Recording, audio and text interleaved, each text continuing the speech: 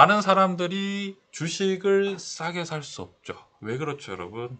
무섭잖아요. 그죠? 그래서 그 두려움을 이기기 위해서 우리가 이제 선택한 방법은 이 주식이 무너지면 화폐도 끝이다. 그러니까 그냥 다 무너지는 거다. 라고 이제 이판사판이다.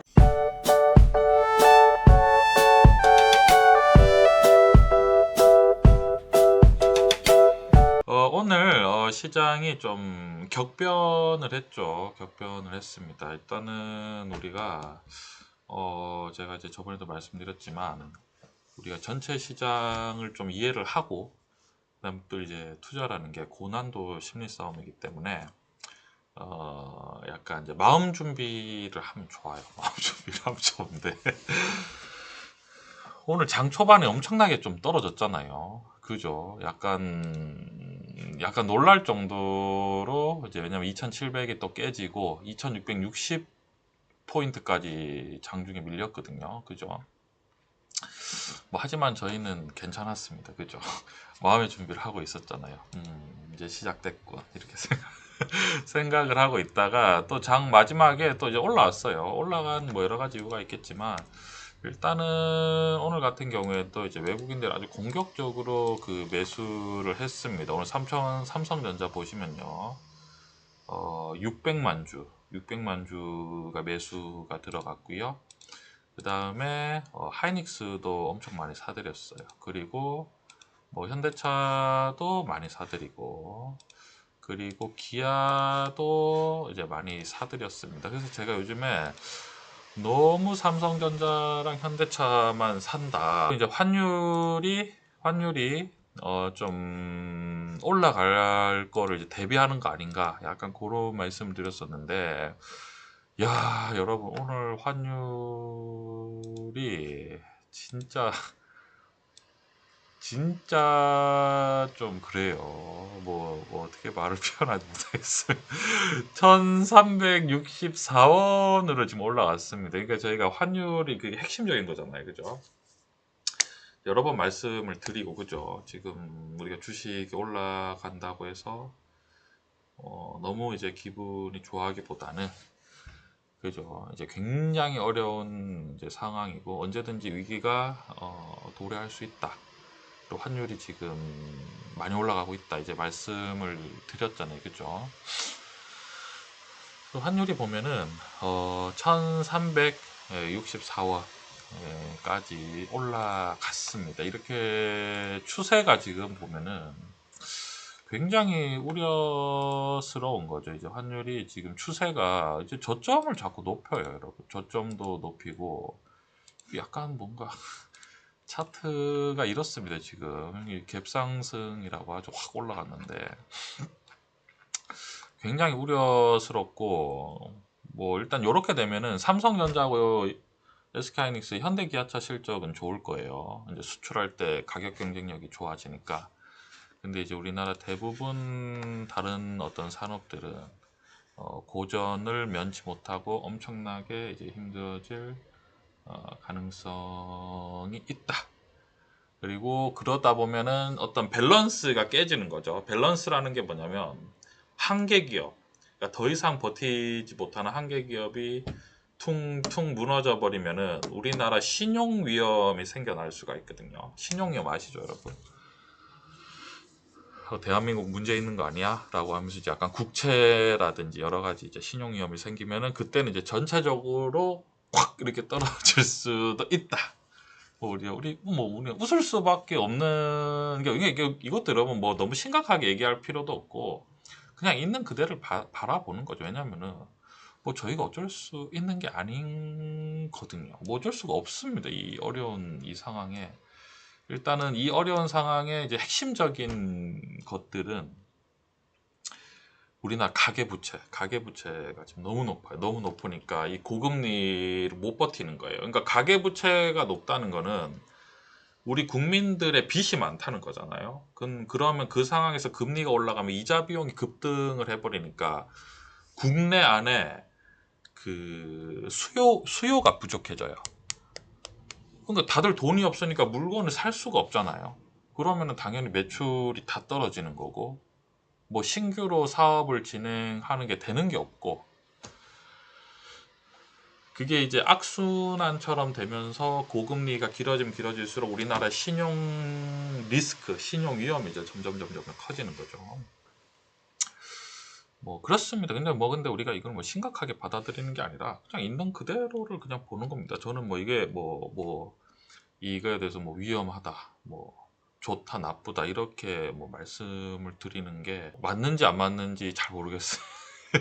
왜냐면은 이게 좀 그죠. 그러니까 이제 그냥 이 상황이 이렇다는 거죠. 이게 뭐 좋다 안 좋다, 나쁘다 좋다, 나쁘다 안 좋다 뭐 이런 게 아니라 우리나라 이제 경제 상황에 대해서 이제 환율이 올라가 있고, 환율이 오늘도 결국 제가 환율이 계속 너무 걱정된다고 말씀드렸었는데 뭐 어쩔 수 없네요. 결국은 올라갑니다. 제가 괜히 이제 높아지면 얘기하는 게 아니죠. 이 추세가 올라가는 추세였는데 결국은 이제 뚫고 올라가네요. 그래서 일단 이런 상황이 되면은 일단은 우리나라 물가는 이제 추가적으로 더 이제 오를 수밖에 없고, 지금 안 그래도 요즘에는 기본으로 여러분 국밥, 뭐 우리가 흔히 말하는 뭐 돼지국밥, 순대국밥, 무슨 국밥 기본이 다 10,000원까지 올라온 것 같아요. 그죠? 국밥은 거의 다 10,000원까지 올라왔고, 사실은 국밥이 되게 기본 메뉴잖아요. 그죠? 한 끼를 이제 식사하는 굉장히 기본인데 이미 10,000원까지 올라왔고, 대부분 이제 뭐 장바구니 물자 같은 경우에도 뭐 엄청나게 지금 올라오는 상황이거든요. 여기서 근데 추가적으로도 더 오를 수도 있다. 약간 그러한 생각입니다. 그죠? 이런 관점이죠. 뭐 이제 우리가 심각하다 이런 관점이 아니라 결국은 환율은 올랐다. 주영쌤이 걱정한 대로 환율은 올랐고, 환율이 올라감으로 해서 삼성전자하고 SK하이닉스 그리고 현대기아차는 일시적으로 이제 그 매출이 상승하고 조금 더 올라갈 수도 있겠지만 전체적인 밸런스는 뭐 크게 좀 좋지 않을 수 있다. 그죠? 이러한 관점입니다. 안녕하세요. 환율이 왜 이렇게 오르는 걸까요? 이렇게 올라도 괜찮을까요? 하트 5개 보내주셨는데요. 환율이 이렇게 올라가면 안 되죠. 환율이 이렇게 올라가면은 큰일 납니다. 그래서 환율 뉴스를 오늘 한번 볼까요? 지금 여기 보면은 미국발 물가 쇼크, 환율 1360원에 저항 돌파라고 나오고, 환율이 17개월 만에 최고치라고 하거든요. 야, 심각합니다. 심각한 상황이 지금 심각한 상황이고, 지금 우리가 또 이제 말씀드리면 지금 오늘 4월 며칠이죠? 오늘 4월 11일이네요. 그러니까 2주 전에 저희가 이제 오프라인 스터디 이제 서울에서 했을 때 많은 질문 중에서 연말에 금리가 이제 내려가면은 주식이 올라갑니까? 라고 많이 이제 말씀을 해주셨는데, 그때 금리가 내릴지 안 내릴지는 알 수가 없거든요. 그러니까 연준에서 올해 금리를 3번 내리겠다라고 말을 했는데, 여러분 연준의 말은 전혀 지켜지지가 않습니다. 제가 이제 쭉 보면은 연준은 항상 우리가 뭐라고 표현해야 되죠? 간을 봅니다. 간을. 근데 이제 못 내리죠. 왜냐하면 CPI가 지금 쇼크라고 하는 이제 $1 환율 17개월 만에 최고치, 미국 CPI 쇼크의 출렁인데, 역시나 여러분 보면은 느껴져요. 뭐냐면 지금 우리나라의 삼성전자나 SK하이닉스, 현대기아차만 외국인 투자자들이 계속 샀거든요. 다른 주식은 아예 안 사고 환율은 올라갔단 말이죠. 이게 어떤 거냐면, 외국인 투자자들은 뭘 알고 있었냐면 금리가 내려가지 않을 거다라는 걸 이미 알고 있었던 거예요. 그러니까 우리나라는 가계부채가 높잖아요. 가계부채가 높기 때문에 금리가 지금 내려가지 않고 금리가 쭉 옆으로 가버리면 신용 위험이 굉장히 높아지거든요. 그러면 신용 위험이 높아지면 외국인들이 우리나라의 뭐 국채라든지 뭐 투자를 빼잖아요. 대한민국 좀 애매하다, 좀 불안하기도 하고 애매하다, 이렇게 하면 돈을 빼잖아요. 그럼 환율이 올라가는 거죠. 그죠? 그래서 중요한 내용입니다. 그게 왜냐하면 저희가 이런 위험, 여러 가지 위험에 대해서 인식을 하고 투자를 하는 거하고 그냥 뭐 주영쌤 뭐 삼성전자랑 SK하이닉스, 현대기아차 계속 사모하가라고 했으니까 난 계속 사모해야지, 요거랑은 완전히 다른 거죠. 우리가 이제 대형주 그리고 우리나라의 어떤 핵심적인, 결국은 실질적인 매출과 영업이익 그리고 당기순이익에다가 세금도 잘 내는, 거기에다가 엄청난 고용률을 보이고 있는 반도체와 자동차 이제 산업을, 핵심적인 산업을 투자하고 있는데, 그럼에도 불구하고 우리나라의 여러 가지 이제 원화에 관련된 신용 리스크에 대해서 이해를 하고 있는 거와 이해를 하고 있지 않는 거는 이제 굉장한 차이가 나죠. 실제로 투자를 하면. 자, 환율이 1360원대 진입을 했고 2022년 11월 이후 최고치, 미국 CPI 예상치를 상회하며 6월 인하설은 물 건너갔다. 연준이 말하기는 이제 하반기 때는 금리를 3번 내리겠다라고 하는데 바로 말이 바뀌는 거죠. 물가가 안 내려가니까. 그러니까 이제 연준이 말하는 거니까 물가가 내려가면 3번을 내리겠다. 물가가 안 내려갔네? 그럼 내가 내릴 수 없네. 이렇게 되는 거죠.